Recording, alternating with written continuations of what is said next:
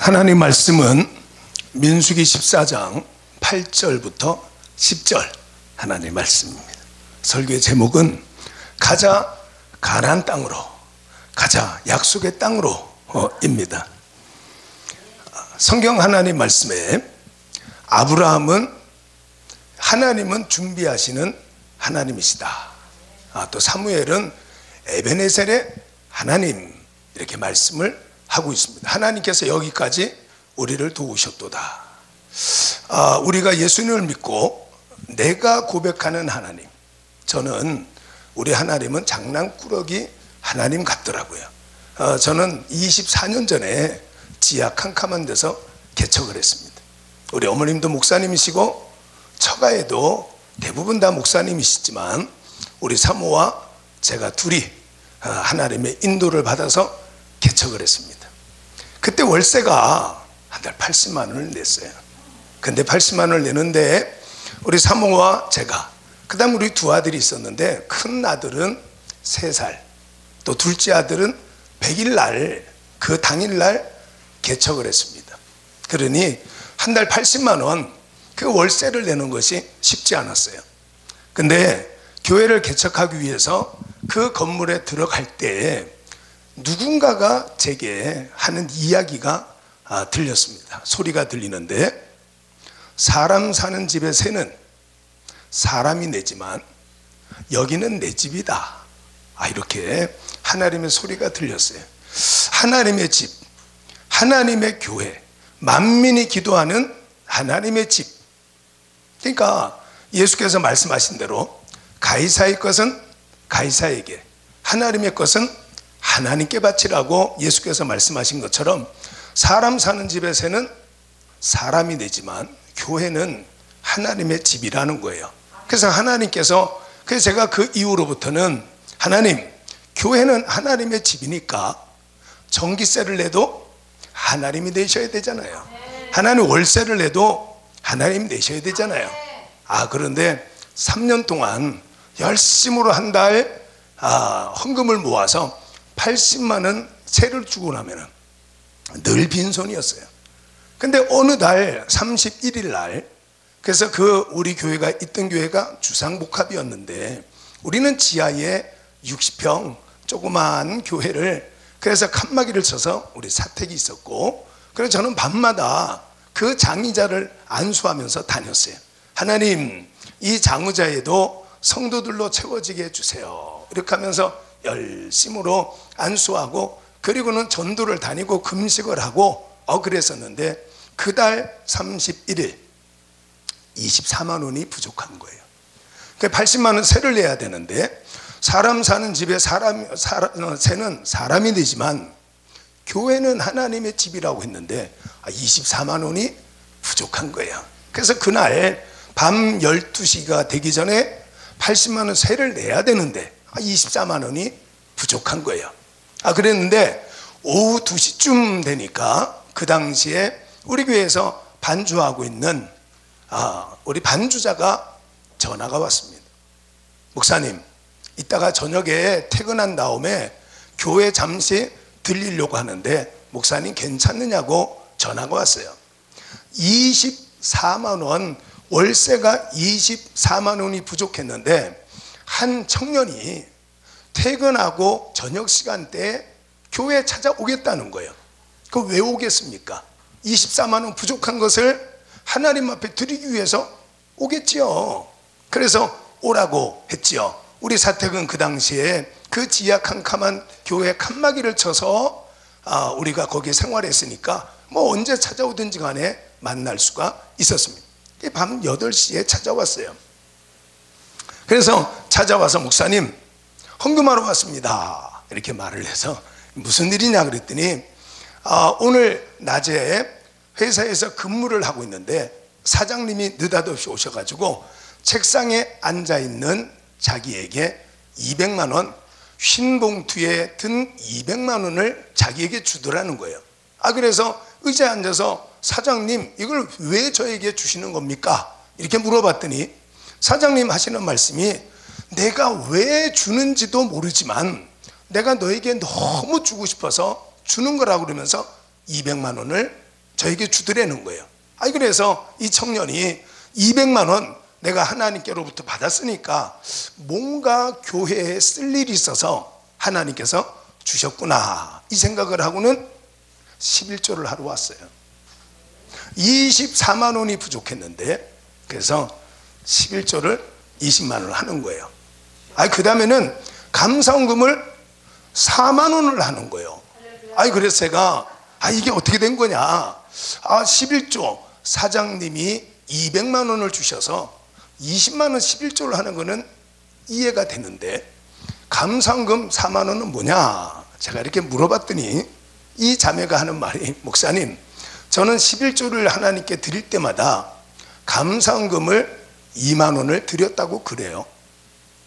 그런데 지난 주일날 하나님 앞에 11조를 했는데 근데 오늘은 그때 감사원금을 했을 때 오늘은 왜 2만 원이 아니고 4만 원이냐. 제가 이렇게 물어봤더니 목사님 지난 주일날 11조를 하면서 2만 원 감사원금을 안 했다는 거예요. 그래서 지난주에 드리지 못한 2만 원과 오늘 하나님 앞에 2만 원 감사원금 그래서 4만 원을 드린다는 거예요. 그 24만 원 하나님 앞에 80만 원을 맞춰서 그 주상복합이라서 그 주인 댁이 2층에 살고 있었는데 그 80만 원을 가져다 드렸어요. 제가 우리 집사람에게 여보 울고 싶어. 하나님 이럴 줄 알았어. 나는 하나님이 장난꾸러기 같아. 이렇게 말을 한 적이 있습니다. 그렇게 하고 그 3년 만에 이제 우리 교회가 캄캄한 방에서 더듬거리다가 문고리를 잡은 것과 같았어요.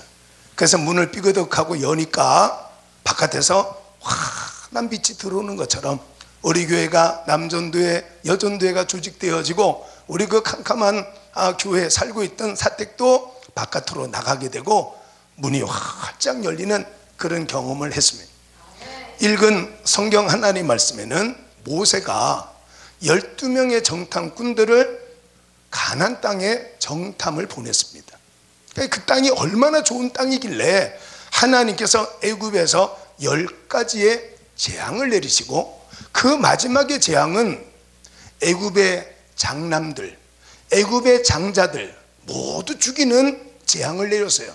하나님께서 우리에게 주겠다고 말씀하시는 저 가나안 땅이 얼마나 좋은 땅이길래 하나님이 무수한 사람들을 죽이면서까지 우리 430년 동안 살던 고향 같은 애굽 땅을 떠나서 가나안 땅으로 가게 하시는가. 그래서 미리 용맹하고 똑똑하고 민첩하고 젊은 12명의 정탐꾼들을 택해서 가나안 땅에 보냈습니다.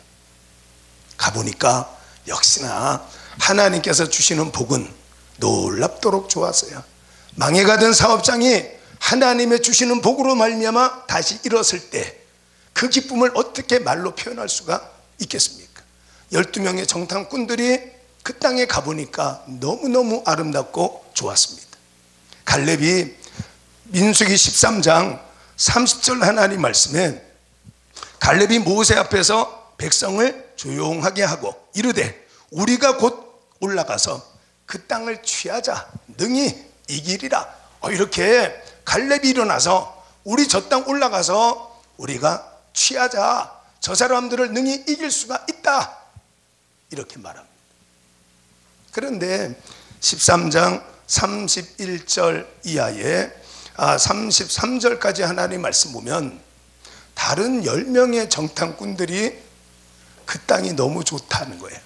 너무 좋지만 우리가 싸워 이길 수 있는 사람들이 아니다.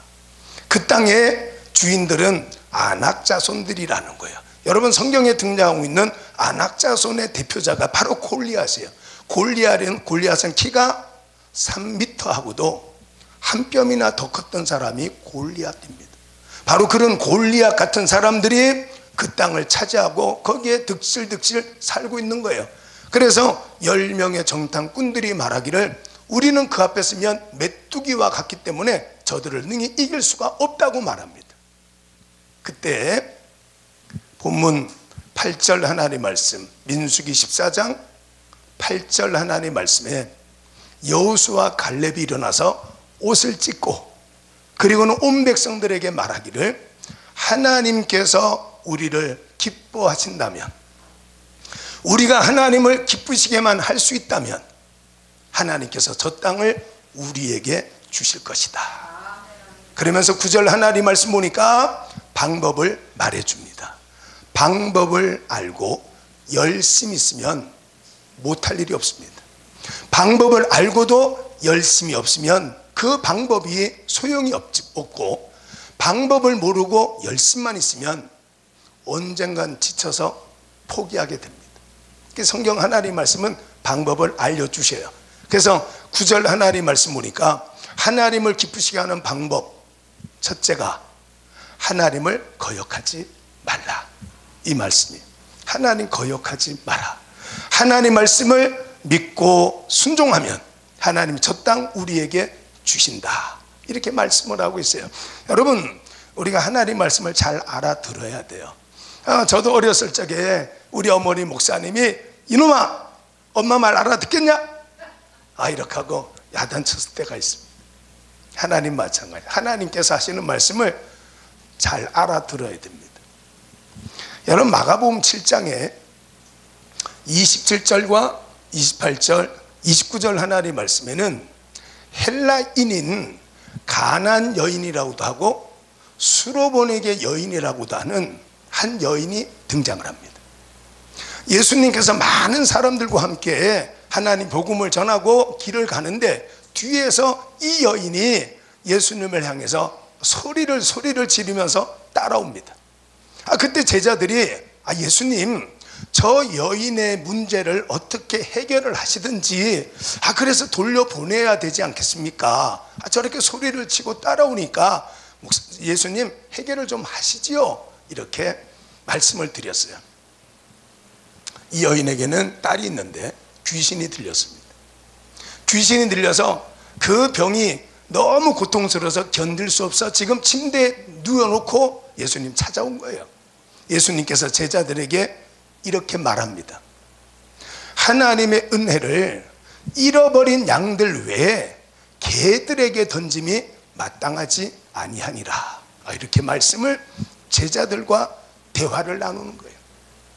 그때 그 소리를 이 수로보네게 여인이 들었습니다. 그러면서 수로보네게 여인이 예수님에게 올소이다, 올소이다마는 개들도 주인의 상에서 떨어지는 부스러기를 먹나이다, 이렇게 말씀을 드렸어요.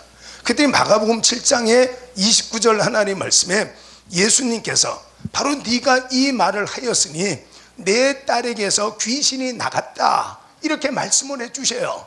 자, 그런데 예수님께서 그때 말씀하실 때 이 수로보네 여기는 알아들었어요.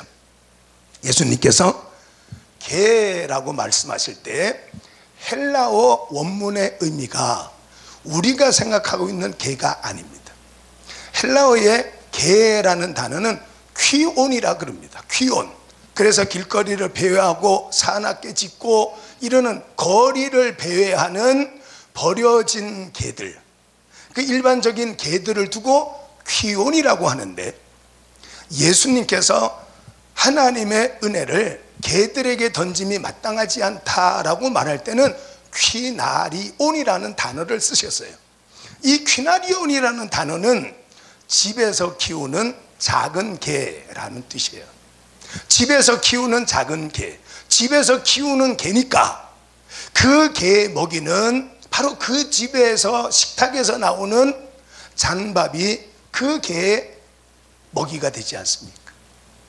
수로보네 여인이 예수께서 말씀하실 때 집에서 키우는 개, 그 개들에게 던짐이 마땅하지 않다고 할 때 이 여인은 알아들었어요. 예수님께서 나를 테스트하고 계시는구나, 예수님께서 나를 시험하고 계시는구나.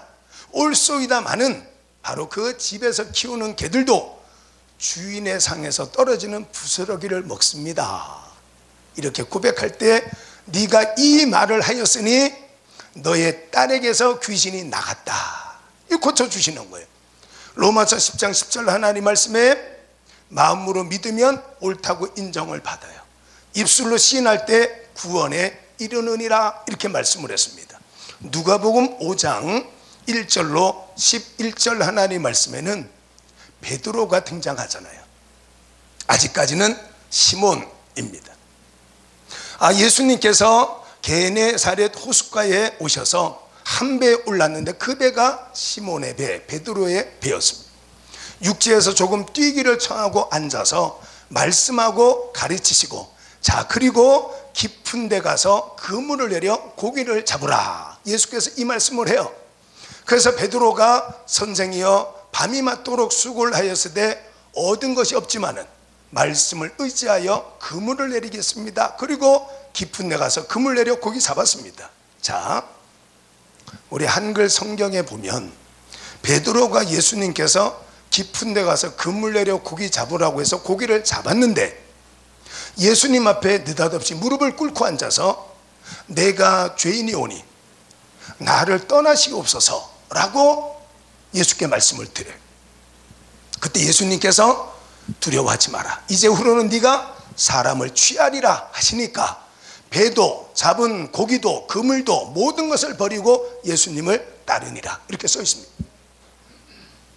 예수님께서 베드로에게 그물을 내려라 하실 때 헬라어 원문의 의미는, 단어는 딕투아라는 단어입니다. 이 딕투아라는 단어와 그 다음에는 딕티온이라는 단어가 있는데, 그물 하나는 딕티온이라는 헬라어 단어를 쓰고 그물들이라고 할 때는 딕티아라는 단어를 써요. 예수님께서 베드로에게 깊은 데 가서 그물을 내리라고 할 때의 원문 헬라어에는 딕투아라고 써 있습니다. 그물들입니다. 너의 가진 그물들을 깊은 데 가서 다 내려서, 너의 가진 그물 다 내려서 고기를 잡으라고 예수께서 말씀하실 때 베드로가 아직은 자기 생각이 앞선 사람이에요. 육신의 생각이 먼저인 사람이에요. 선생님, 제가 밤새도록 고기를 잡았습니다. 밤새도록 수고를 하였을 때, 이런 말이 나와요. 거기에 수고하다라는 헬라 단어는 코피아오라는 단어예요. 이 코피아오라는 단어는 죽도록 고생했다 이런 뜻입니다. 최선을 다했다 이런 뜻입니다. 내가 지난밤에 최선을 다해봤지만 물고기가 없습니다. 그렇지만 선생님께서 그물들을 내리라고 하니까 그물을 내리긴 하겠지만 그물을 다 내릴 수는 없습니다. 하나만 내리겠습니다, 그런 뜻이에요. 예수께서는 그물을 다 내리면 그 그물들을 다 채울 준비를 하고 계셨지만 베드로는 내가 어제 경험을 해봤지만 물고기가 없습니다. 그물을 다 내려서, 그 누가복음 5장 1절과 2절 하나님 말씀 보니까 예수님께서 게네사렛 호숫가에 도착했을 때 어부들은 배에서 나와서 그물을 씻는지라 이렇게 써 있습니다. 집에 돌아가기 위해서 그물을 정리하고 집에 돌아갈 순간에 예수께서 시몬 베드로를 찾아와서 깊은 데 가서 너의 가진 그 정리된 그물을 다 내려서 고기를 잡으라고 말하니까 또 그물을 건져서 정리를 해서 집에 돌아갈 생각을 하니까 선생님 말씀을 듣고 가르침을 들었지만 그물을 다는 못 내리겠고 하나만 내리겠습니다, 그런 뜻입니다. 그래서 그물 하나를 내렸더니 잡은 것을 보니까 너무 많은 거예요. 그래서 동물을 손째 동업하고 있는 야고보와 요한이 아버지와 함께 그물을 깃고 있다가 베드로가 저 깊은 바다에서 소리를 치면서 도와달라고 하니까 노를 저어서 가서 그물을 건져보니까 두 배가 잠길 정도로 만선이었습니다. 깜짝 놀랐습니다. 베드로는 금세 알았습니다. 내가 가진 그물을 다 내렸을 때 잡을 수 있는 물고기가 거기에 준비되어져 있었던 거예요. 내 생각에 내가 어젯밤 밤이 새도록 죽도록 고생했지만 물고기가 없었지만 이 선생님 예수께서 하시는 말씀은 말씀대로 된다는 것을 깨달았어요. 선생님께서 그물을 다 내리라고 했지만 내가 하나만 내렸습니다. 내가 죄인입니다. 그리고는 그 앞에 무릎을 꿇고 예수님에게 나를 떠나달라고 말씀을 드립니다.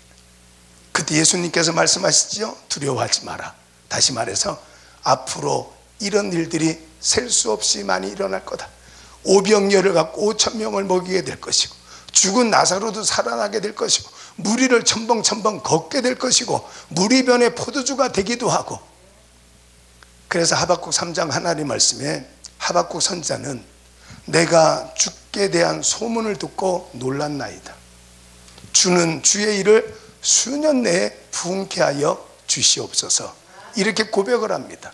여러분, 거기에 주는 주의 일을 수년 내에 부흥하게 하여 달라는 하나님 말씀, 부흥케는 리바이벌입니다. 다시 한번 하나님 홍해를 가르셨던 그 하나님 역사가 다시 한번 우리 민족에게 일어나게 해 주시옵소서.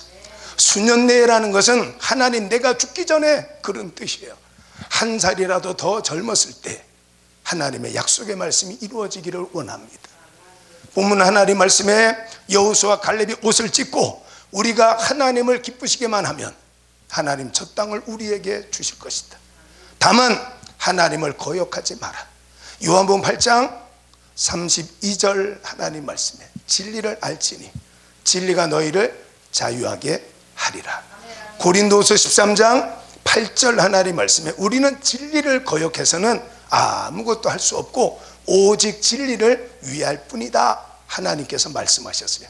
오늘 하나님의 말씀을 알아들을 수 있기를 예수님의 이름으로 축복합니다. 하나님의 말씀을 알아들을 수 있는, 그래서 요한계시록 2장과 3장 하나님 말씀에 아시아의 7교회, 지금 터키에 있는 7교회를 향해서 예수께서 말씀하시기를 끝날 때마다 똑같은 말씀을 합니다.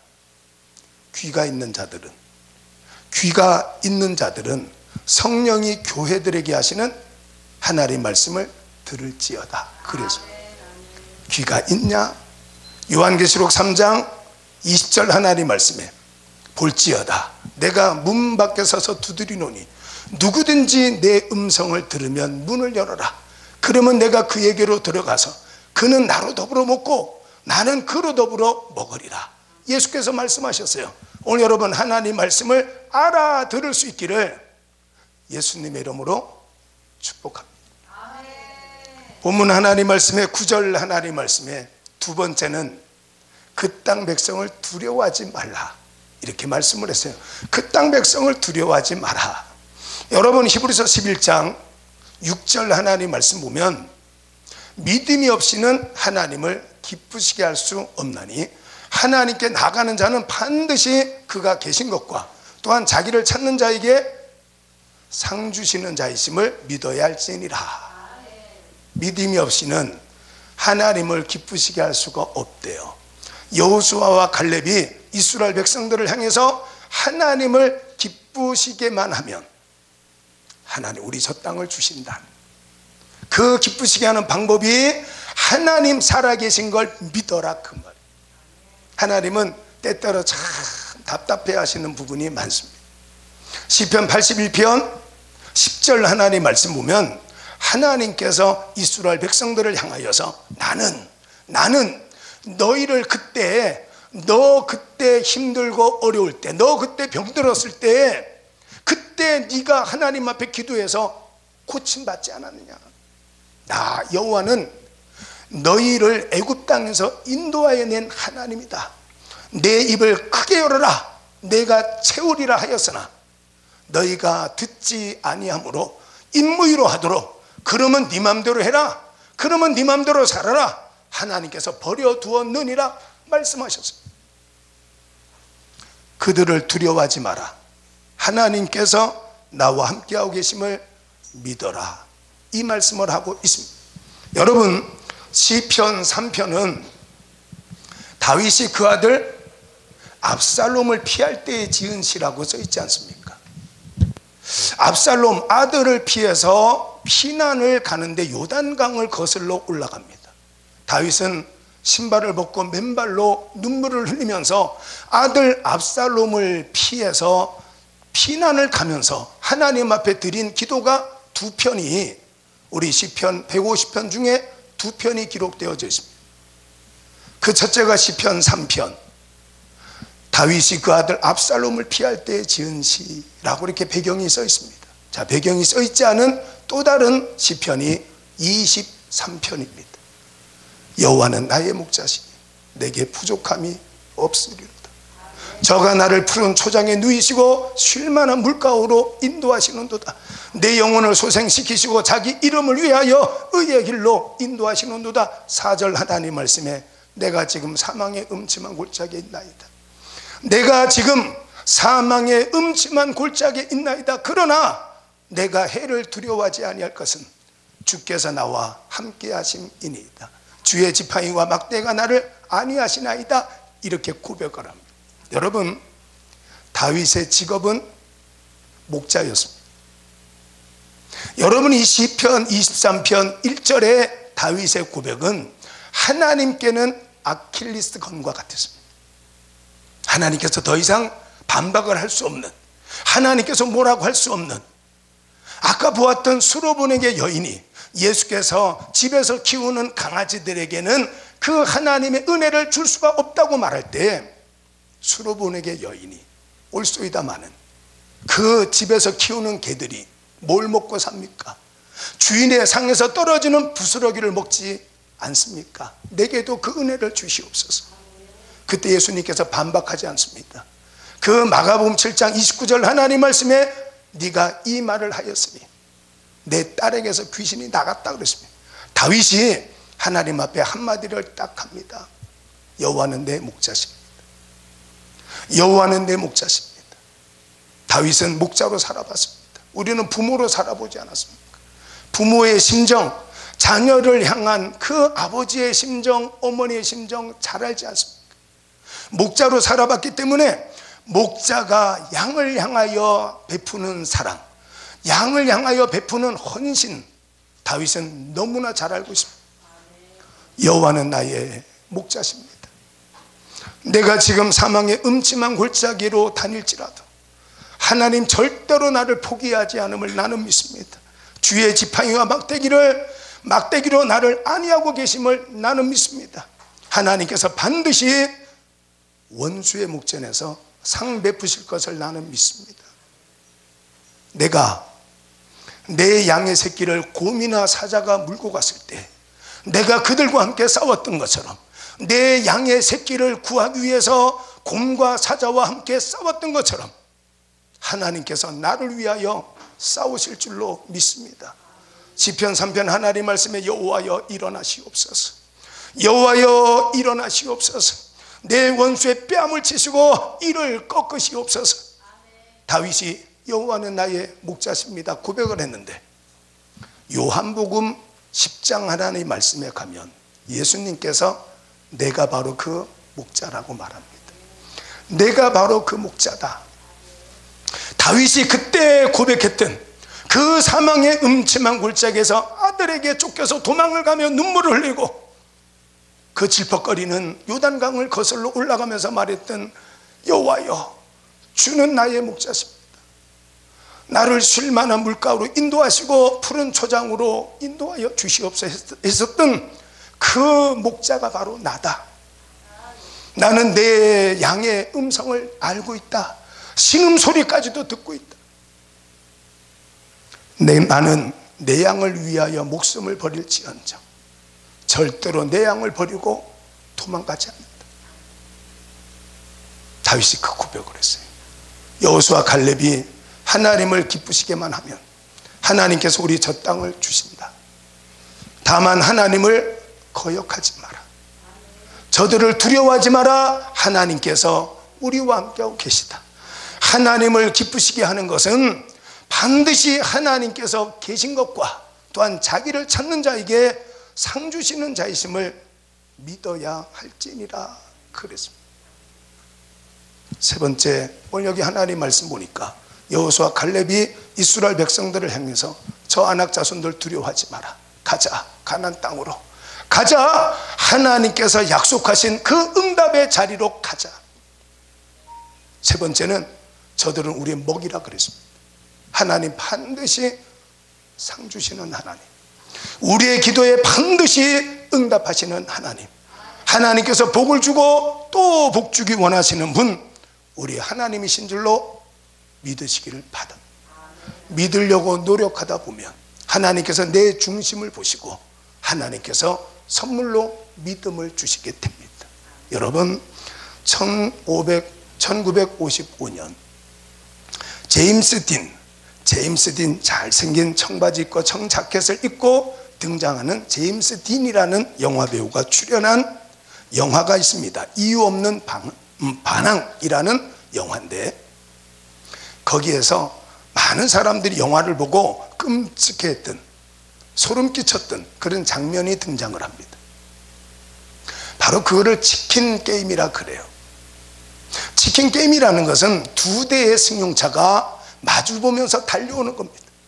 두 대의 승용차가 마주보면서 정면 충돌을 향해서 달려가는 겁니다.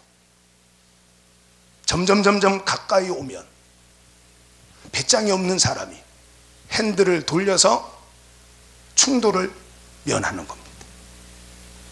하나님께서 우리에게 문제를 주실 때에는 우리가 죽으면 죽으리다, 그 문제를 향하여 마주대해 나가면, 아브라함은 창세기 22장 1절 하나님 말씀에 여호와 하나님께서 아브라함을 시험하시려고 아브라함아 부르시니 아브라함이 이르되 내가 여기 있나이다. 아브라함에게 너의 독자 아들 이삭을 내가 지시하는 산에 가서 죽여서 불태워서 번제로 바쳐라, 이렇게 말씀을 했어요. 문제가 내 앞에 닥쳤습니다. 지금 달려오는 승용차가 내 눈앞을 향해서 달려오고 있는 거예요. 자, 아브라함이 핸들을 틀어서 그 문제를 피한 게 아니에요. 다니엘이 여러 번 사자굴에 집어 던진다, 문제를 보고 피한 게 아니에요. 사드락 메삭 아벳느고가 풀불에 던진다, 문제를 보고 핸들을 틀은 게 아니에요. 창세기 22장 2절 하나님 말씀에 아브라함은 아침 일찍 일어나서 번제에 쓸 나무를 쪼개고 나귀의 안장을 지우고 자기 아들과 종들을 데리고 가자 말이야. 히브리서 11장 19절에 그 당시에 아브라함의 믿음의 상태를 말해주고 있습니다. 아브라함은 하나님의 말씀대로 하면, 아들을 죽이면 하나님께서 죽은 자 가운데서 다시 살리시겠지. 이 영화에 두 승용차가 마주 달려옵니다. 그러면 배짱이 없는 사람이 먼저 핸들을 피합니다. 핸들을 돌려서 차를 피합니다. 여러분, 고린도전서 10장 13절에 써 있지요.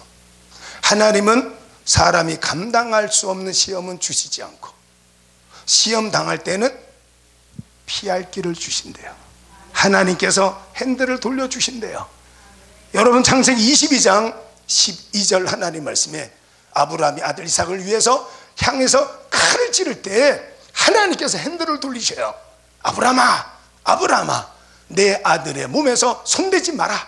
그렇게 하고는 하나님께서 다시 한번 약속을 하는데, 그 창세기 22장 13절, 이제야 그랬습니다. 이제야 네가 너의 아들보다도 나를 더 사랑한 줄을 알았다 그랬습니다. 자, 본문 하나님 말씀, 여호수아 갈렙은 저 약속의 땅 가나안 땅 하나님 우리에게 주십니다.